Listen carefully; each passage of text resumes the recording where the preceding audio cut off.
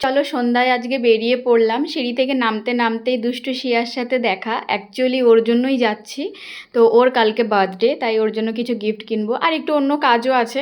তা বলবো পরে, আগে একটুখানি পেট পুজো করে নিই।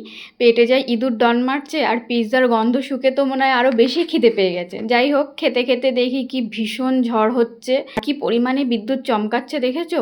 বাট একদিকে ভালো যে ডমিনোজের পাশেই স্টাইল বাজার জুডিও আছে, তো দৌড়ে চলে এসেছি। কিছু কর্ডসেট টি শার্ট ট্রাই করলাম, বাট আমার সেরকম একটা পছন্দ হলো না, কেমন একটা লাগছিল, তাই আর নিলাম না। বিশালে চলে গেলাম, আমিও কিছু ট্রাই করলাম, সিয়ার জন্য কিছু গিফট নিলাম। তাড়াতাড়ি বাড়ি যাব, যা পরিমাণে ঝড় বৃষ্টি হচ্ছে, কখন কোথায় রাস্তায় আটকে পড়বো। দেখ, আমাকে নামিয়ে দিয়ে চলে গেল।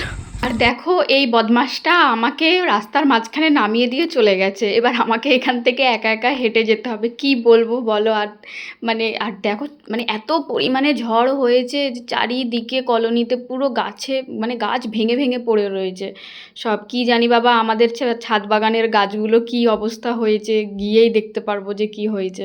দাঁড়াও, তোমার হচ্ছে, তুমি আমাকে নামিয়ে দিয়ে চলে গেছো।